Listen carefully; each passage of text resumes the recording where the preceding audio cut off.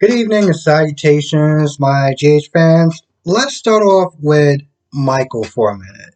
So, he gets a visit from Carly, and he's asking Jordan about what's going on as far as the case with Jocelyn's concerned, and she really doesn't give him an answer at all. She's just like, yeah, we're working on it, and, when I have more, you have more.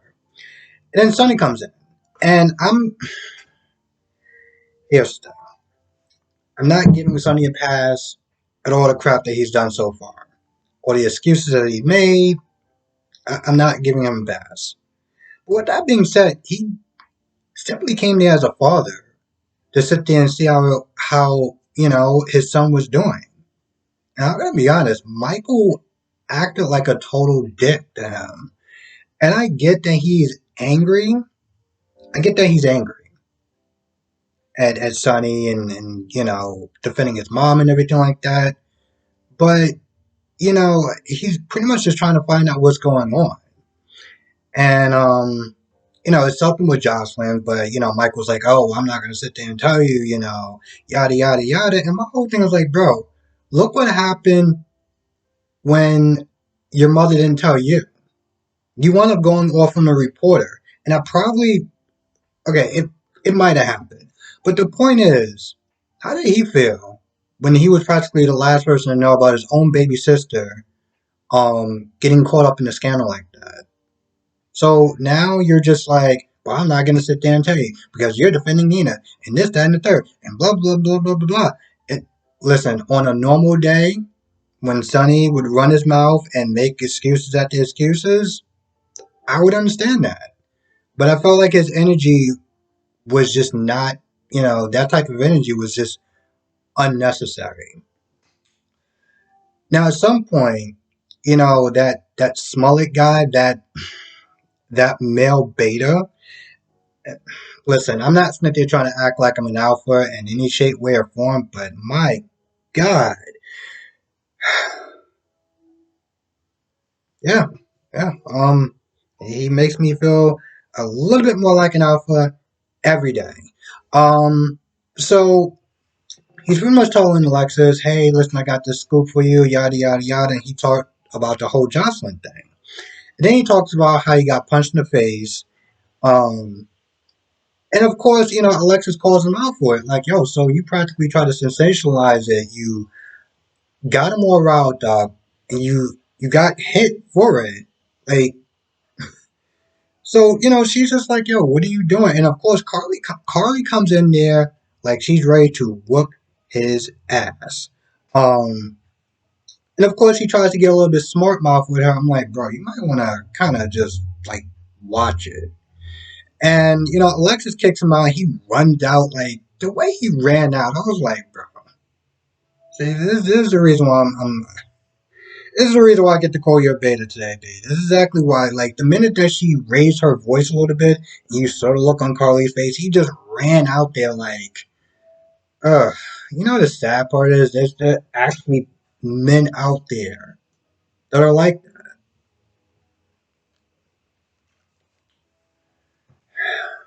So long story short, Carly's like, you're not going to tell the story, right? And Alexis explained why she's going to tell the story, which makes sense. She's going to sit there. The way to look at it is that it's a hot story, and somebody's going to get it. It's better for Alexis to get it to handle it with the care and sensitivity that she will put on the story as opposed to pretty much anyone else. So, Carla's like, listen, I'll talk to Jocelyn and we'll see what happens. I'm like, this is kind of on a timetable, so you might want to just, call her now and let her know because this guy, the weasel that he is, the beta male that he um, is probably just going to sit there and want to run, go on somebody else with it. So it was actually a smart play by Alexis. I'm going to be honest. I did not give a damn about the scenes with Sean, Jordan, TJ, and Molly. I mean, It's funny. Every time I sit there and keep seeing him, I'm sitting there thinking. Every time I keep seeing Sean, I'm just like, this dude is leaving. Like every single time, and I'm just like, I, here's the thing. I don't want him to leave, but I don't want him to be wasted either. So, if he goes for a little bit and they give him a good storyline when he comes back, cool. But like, even in the scene with TJ and Molly and Jordan, it was like, what really happened? I mean, all they did was play catch up. Even with Sonny, all they did was sit there and play catch up. He was like, all right, I'm leaving San Francisco. I was like, bro, you've been kind of leaving for a while. Like, when are you actually leaving? Um, so yeah, there's that. So before that happened, TJ sees Willow on the floor, and you know, Epiphany takes her into one of the rooms. Long story short, she wasn't eating, she was stressing out, and she simply collapsed. Now, I know a lot of people, I'm sitting there just running this theory in my head. I'll be like, oh, well, Willow's pregnant and stuff like that. And that could possibly be it too, but, they said it was just stress and not eating. Harmony comes in there, and listen, I'm split on the way that Harmony was in the act. Because on one hand, she was acting like a concerned nurse. Epiphany was like, listen, we'll get a doctor when, one's available. It's pretty much kind of based on priority. And, she seems like she's okay. So they'll get to her when they get to her as opposed to getting the other people that may need them first. On one hand, she comes in like a concerned mother. Okay. On the other hand, I'm going to be honest, and I know it's going to get me in trouble, and I just don't give a damn. She kind of came across as a bit of a Karen. Like, when she walked in, she was like, well, this is unacceptable, and I don't understand. And she's been doing this, that, and third for you. And I was like, swear, you act like they just left her on the floor. Like, they was like, hey, we just want to get back to you when we get a doctor. Like, walking in there and having that sort of attitude is not going to get anything done any faster. Um, So when Epiphany was like, listen, I'll do this for you this one time and this one time only, like she had that look like, yo, don't come at me with that energy again. And so they were able to sit there and get a doctor. Um, which I'm gonna be honest, that guy came across as a dick. Like, in all honesty, I was like, bro. And the sad thing is, it wasn't like he was wrong. He was sitting there talking about chain of command, and then, as far as like, patience and priorities and stuff like that, and just the reason why we have this stuff in place, and we can't just have people skip the line because yada yada yada. He was all right about that. His delivery is what gave me kind of got me pissed off, to be honest. But I just didn't like the way he was talking to her like that, and Willow apologized, and Pimpton was like, well, listen, I wish I could sit there and be in a better position and sit there and help, yada yada yada. And then towards the end of the episode, you see her looking online, um, as far as trying to apply to schools to be a doctor, I'm assuming. I'm gonna be honest, I felt like it was after talking to that after talking to that mm, after talking to that dick, because I can't call him a man. After talking to him, she was like, "Yeah, I need to be in a better position.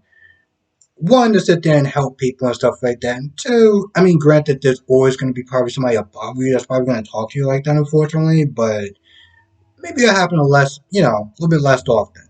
You know,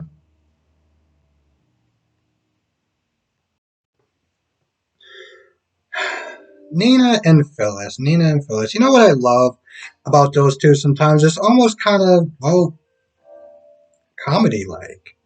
Phyllis will sit there and give some great advice, and Nina will sit there and be like, yeah, that's cool, that's great.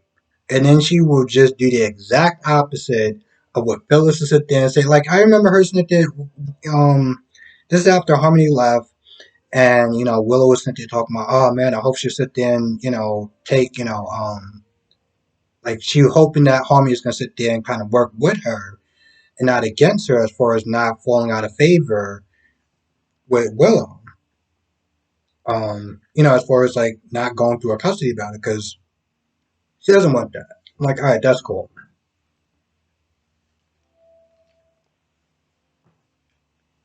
Now, when she was sitting there talking about when she was talking about Wiley, there was a couple of times I was like, are you serious? Like when she said that she was so desperate to have a connection with Nell, that she blurted out that Willow wasn't her real mother. Like, oh, I didn't want Nell to sit there and be erased. And I'm like, you talk about that like you didn't really just F up majorly when you said that. Um, and then she was like, well, in the beginning, me and Willow, we had our issues. I was like, no, no, no, no, sweetheart. Y'all didn't have your issues. You came in there and you practically tried to get a kindergarten teacher fired because she was doing her job. So when she said, oh, we had our issues, like, no, sweetheart. And the fact that you said that just really pissed me off because it really downgraded what she did. Ironically, uh, ironically, it's my first video. One day I'm gonna sit there when I have time. I'm gonna do a reaction towards that video because that was the video. That was the episode that really just like made me dislike Nina, like hardcore. And if you watch my first video, which I'm gonna warn you, has a ton of curses in it. Um, yeah, it's just a general reason why I just do not like her. And the fact that she glossed over that today, it was just like, oh, we had our issues. Like, I mean, by issues, you mean by trying to get her fired? Those type of issues? I'm not gonna lie, I kind of blanked out. Let me see what else the hell she said. Whatever came out of her mouth. On a side note, I found it funny today. I was sitting there scrolling through Instagram, and Chad Duell, had a picture of him and Sonny, I guess like in a dressing room or whatever. And granted, this is before I watched the episode. It was like, well, at least we get along in real life or whatever. I was like, okay, well, I guess I can tell that this scene is going to be really bad since you had to put that picture out there. And I watched it, I was like, bro, you acted like a dick. Like, normally I would sit there and be on your side because Sonny has just been making excuses after excuses. But that was completely uncalled for. Oh, I forgot. This is something that I felt like kind of crossed the line a little bit. And he was like, whoa, Jocelyn isn't part of your family anymore. I was like, whoa, bro. Really? I mean, people always sit there and say you can take words back, but it's like, can you? I mean, can you really take words back? The sad thing is that the way he was sitting at there acting, it, this was a teenager. This was teenager Michael. I would sit there and understand. I would sit there and give him a bit of a pass. But this is adult Michael. Um, the Michael that has made mistakes himself and understands how it works as far as being a parent and things of that nature. So for him to sit there and come out of his mouth and sit there and say, "Oh well, Jocelyn's not it's not your family anymore," it's like, all right, bro, you haven't crossed the line, B. Like I get it, you're angry at him, but certain things, it was uncalled. I mean, I have to tell you the truth, his whole energy was uncalled for. Um, yeah, I feel like that's about it. And like I said, the reason why I kind of glossed over the whole Sean and Jordan and Molly and TJ was that it didn't really do anything. It didn't really bring their storyline moving forward, at all. It really had no value except for just to be, well, pretty much a placeholder. But not a placeholder, but more just running down the damn clock, which is really sad because they are good characters. And I feel like you can actually put them in something, but it's like, nah, we're not gonna do that today. We're just gonna just have them hang out and pretty much do nothing. So that was awesome. Yeah, I feel like that's about it. I know it came out a little bit kind of later than I wanted to, but the site that I was trying to watch this on was acting up, and I tried to watch it on here, YouTube, and that was giving me issues because it kept like every time I kept trying to watch the ending, it just like either it wouldn't play or it was muted. So of course I had to sit there and wait till 8 o'clock and hope that Hulu had it, which they did today. So that's cool. Anyway, with that being said, I'm gonna go. I want to thank you for watching. Be safe. Let me know what your thoughts are in the comment section below, and I will see you in the next video.